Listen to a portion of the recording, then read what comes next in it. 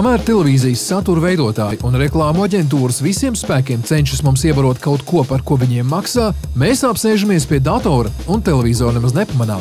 Citiem vārdiem, internets sāk ieņemt televīzijas un radio vietu. Un lielais jautājums ir, kurš uzvarēs un vai šī cīņa vispār notiek? We don't know which new technologies will become popular. Mēs nezinām, kādas tehnoloģijas kļūs populāras un plaši pieprasītas. Šodien masu mēdīju kompānijas ir spiestas mēģināt un strādāt ar visām jaunākajām tehnoloģijām, jo nekad nevar zināt, kur no tām būs īstā. Tiek tērēta milzīga nauda dažādos eksperimentos, kuri var arī neizdoties. Which one will take off?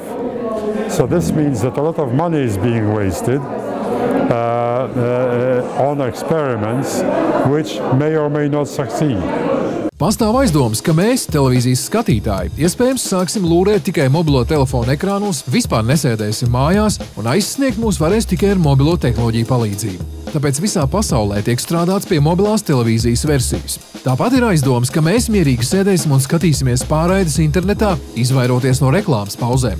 Taču kas profesionāļus ir satraucis visvairāk, ir cilvēku interese par blogiem, video portāliem un citām pašu lietotāju veidotām internetu vietnēm. Kā piemēram, YouTube top tikai no materiāliem, kurus tur sākopē paši portālu lietotāji. Latvijā viens no interesantākiem piemēriem ir Tribīne LV, kas mēģina kļūt par tādu kā pilsoniskās žurnālistikas centru.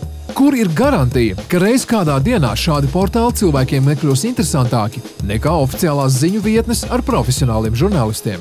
Ir kaut kāds viens no tiem 80% neprofesionāļi, kurš vienkārši iet pa mežu un pēkšņi ierauga, ka tur nosēžas lidojušais šķīvīts. Ja? Un viņš to nofilmē, un to neviena ziņu aģentūra nekad nevarēs nofilmēt, jo viņi nevarēs visos mežos katrā kvadrātmetrā uzlikt savu reportieri. Ja jau foto un video kameras šobrīd ir katrā mājsaimniecībā, tad savu viedokli paust gribošo pilsoni nekas vairs nevar atturēt publicēt dažādu veidu ziņas internetā.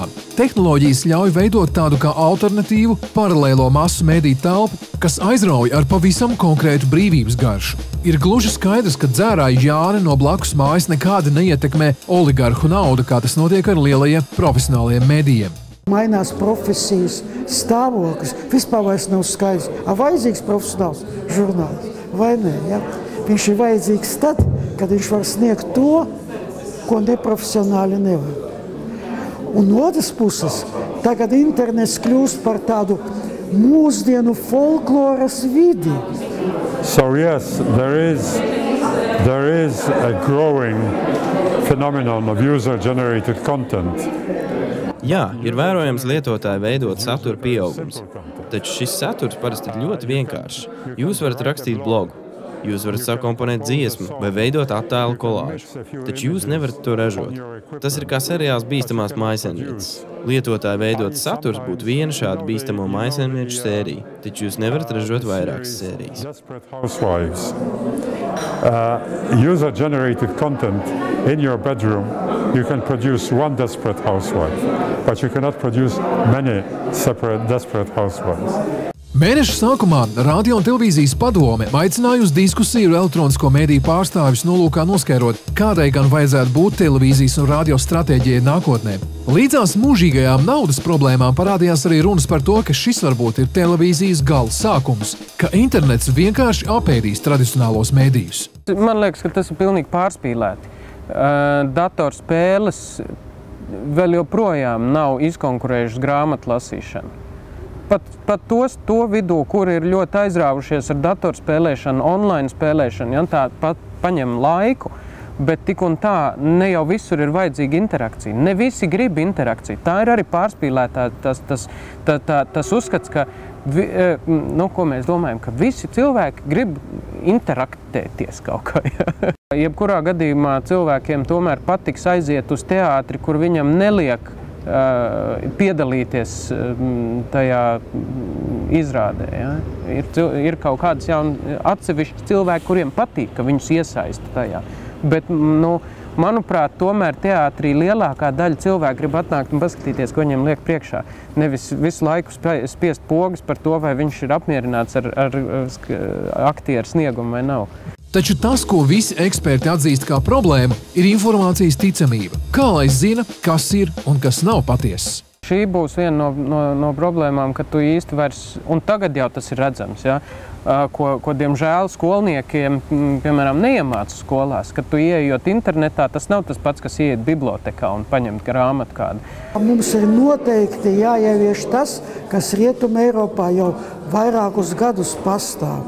Tieksim, Vācijā ir visu skolu mācību programmās, ir mēdīju stundas, māca lasīt mēdījus, skatīties. Jo pirmais, ko nesaprot, starp citu, mūsdienu cilvēks, ja runā par televīziju, ja? Ka televīzija nav loks uz pasauli, ka tas ir skatloks. Un ka skatloks, tas nozīmē nevis pašu īstenību, tev rāda kaut kādu nolūku, un tev ir jāsaprot tas nolūks. Ja tu to nesaproti, tev var manipulēt kā vien patīk. Iespējams, tuvā nākotnē mēs nonāksim pie sociāliem portāliem, kuros reģistrētiem lietotājiem īpaši algoritmi piešķirs tādas kā atzīmes par to, cik daudz publicējušies, cik daudz pozitīvas atsauksmes saņēmuši un cik reizes nominēti kā nepatiesas informācijas sniedzēji. Tādējādi mums varētu būt vieglāk saprast, cik uzticama ir konkrētā autora sniegtā informācija. Un visticamāk, tas būs saistīts ar lietotāju personības autentifikāciju šādos portālos. Un vēl tiek runāts, ka mēs zaudēsim saturu, jo mums vairs nevarēs iebarot reklāmu. Jo galu galā interneta vidē eksistē dažādi veidi, kā izvairīties no uzbāzīgas reklāmas. Ja pasaulē pēkšņi izslēgtu vispār izslēgtu reklāmas, nevis tā, ka viņas aizliegtu, bet mēs pamostos un pēkšņi vienā dienā nav reklāmas. Ko mēs ietu pirkt? Ja? Ko mēs pirktu? Un pieņemsim, ka šāda situācija ir 5 gadus no vietas. Vai kāds no mums iedomātos, ka mums visu laiku gribās jaunu zobu birsti?